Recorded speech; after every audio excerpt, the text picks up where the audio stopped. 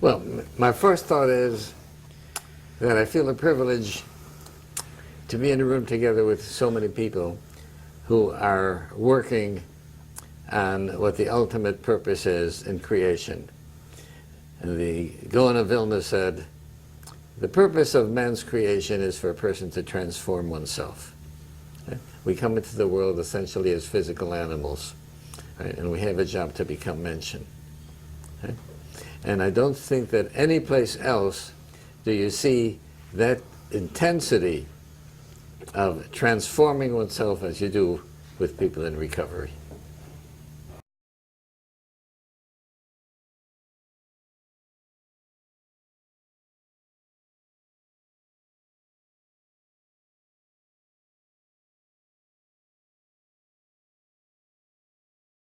Well, I think that the reason that there's two aspects of it is that people who have some contact with addiction, whether they are themselves addicted or their family members addicted, will concentrate on what I've done with addiction.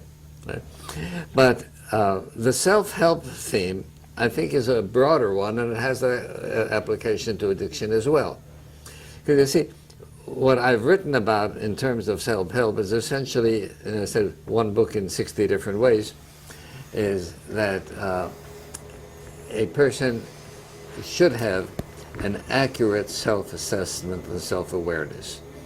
And I think that what happens so often is that we have a negative self-awareness. There's the Gemara that says that every person has a Yetzer Hara, an evil inclination. And what the Yetzer Hara tries to do is to destroy a person. Right? And that without Hashem's help, he could never overcome that. Now, how does the Yetzer Hara seek to destroy a person? To break him down, to make him feel inadequate, to make him feel worthless. Right? And that's why what I've written about the importance of overcoming that crushing feeling and beginning to feel good about oneself. Right? And obviously, if one does not do good things in life, there's no reason to feel about good one oneself. So you have to realize that I am here to do Hashem's will and to do mitzvahs and to maximize the divine neshama within me. Right? Now, that applies to everyone, and it applies to the addict as well. I don't know what the reason is for addiction. Clearly, many people run to some kind of addiction, whether it's to alcohol, drugs, or to gambling, or to sex, or to anything else, looking for some way to feel good. Right? As though pleasure is going to help them feel good. Well, yes, pleasure will give you a very temporary good feeling. I don't deny that taking a drug is going to make a person feel good for a while, but ultimately it's destructive.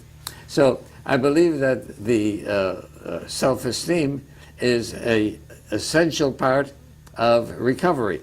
So the two things, self-help and addiction, are really not that distant from each other.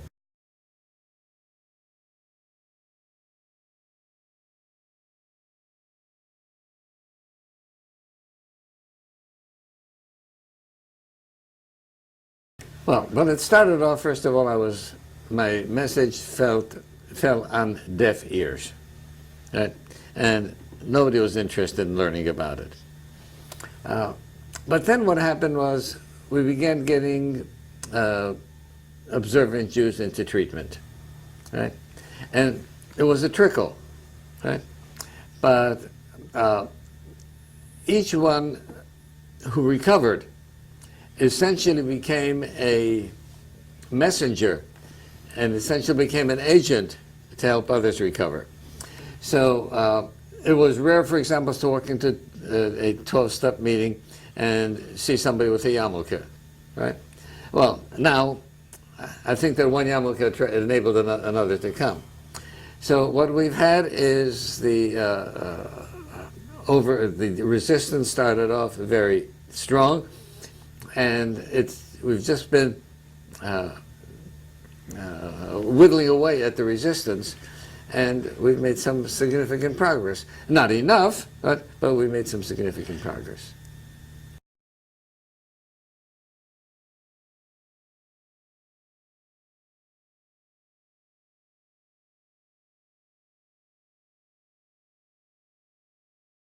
You're right. We become more familiar with the solution, with the problem, and there's still some progress that has to be made with the solution. One of the things that's happened is that there's been a misunderstanding of the 12-step programs.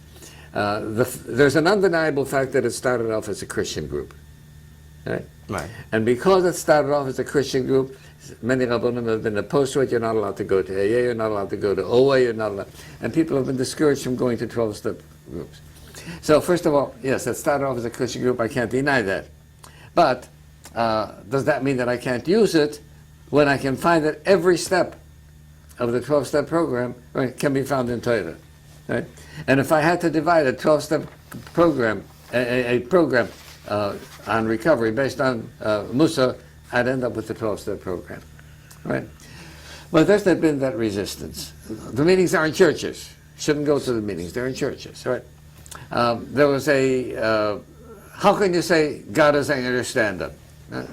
You don't have to say God doesn't understand them, say Hashem. Right?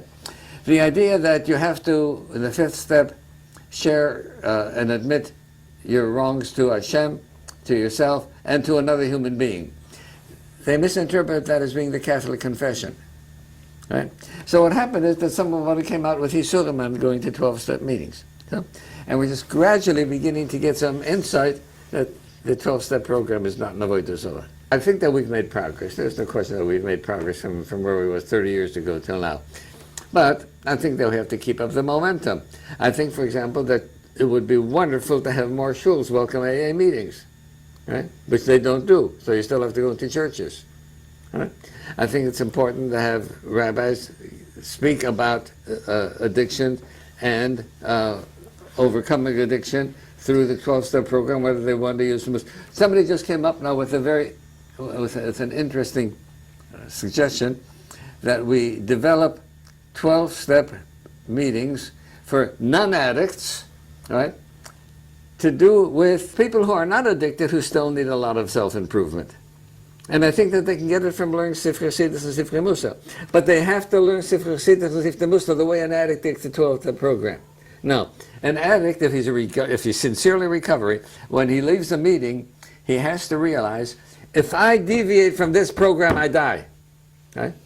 I want a person who learns Sifrei Musa, who learns Tanya, who learns Mesilas Yesharim, to have the feeling, if I deviate from this, I die.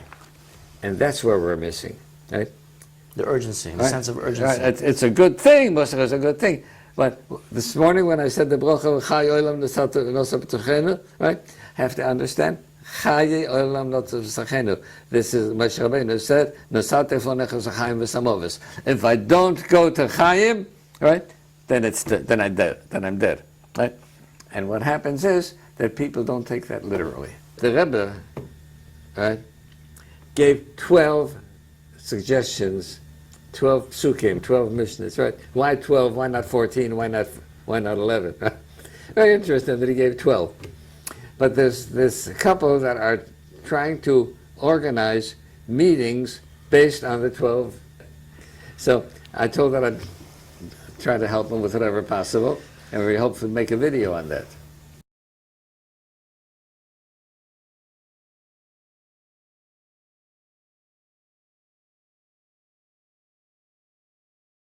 Depends on the audience. It depends on the audience. Even if it's a generic kind of thing, I will try and bring in some of the aspects of recovery. Right?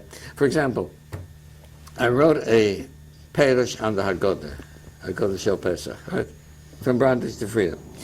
That was stimulated by a frum addict who came back from Pesach, and said that when his father started saying Avodah Mayinu by the Seder, he stopped his father and he said, Abba, can you ever say about yourself that you've been an Eved? Right? You don't know what it means to be an Eved. I can tell you what it means to be an addict, because all the years that I was in addiction, I was not free. Right? I had to do what the addiction made me do. Right? So I then saw that, you know what? Why are we talking about Yetzias Mitzrayim every day when we put on tefillin, right? Every day in Kishma, right? Every Shabbat in Kiddush, right? Every time, every time we're Yetzias Mitzrayim. Because Yetzias Mitzrayim is telling you not to be an Eved, not to para, and not to yourself. Right? And if you're an addict, you're an Eved to your addiction. And if you've lost control of your anger, then you're an Eved to your anger. Right? And so, even when we talk about generically, I just tried to bring out the ideas of that so many of us have addictions, if not to drugs or to alcohol or to gambling, that we have addictions to our character traits. Right? And that we have to use a method to overcome them. And I find the 12-steppers is still the best method.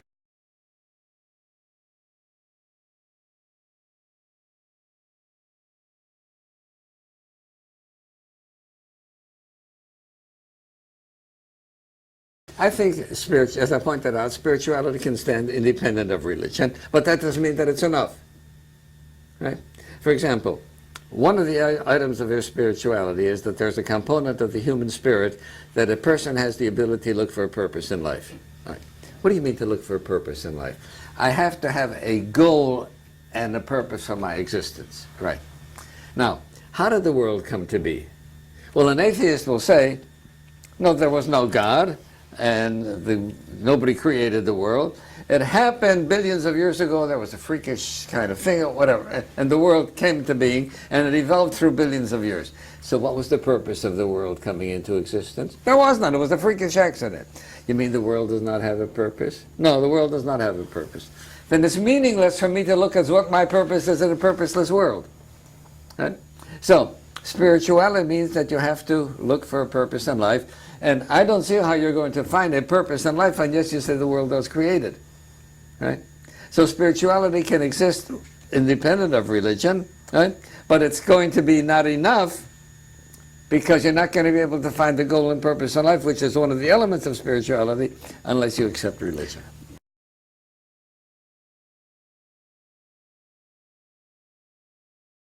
Well, then I think he's missing the boat.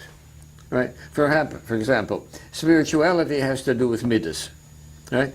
But Chaim Vital, right, who's an authority as great as any other authority, right, says that, asks the question of why doesn't the Torah talk about midas?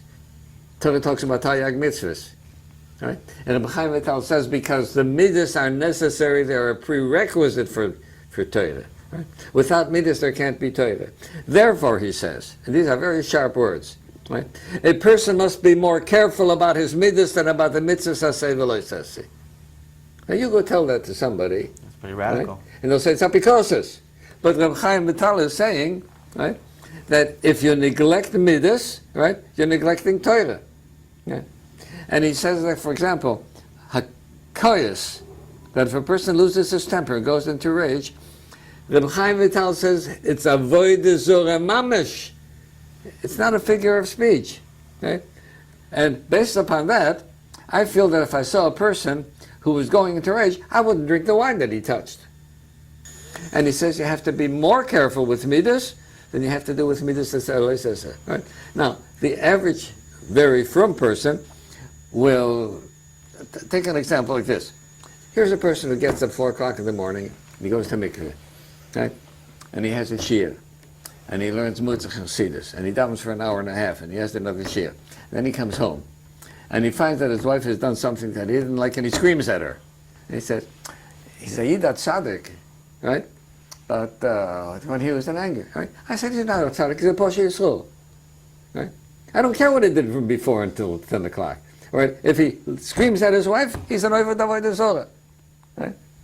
So my point is, that religion without spirituality is religion without midas. And religion without midas is a travesty.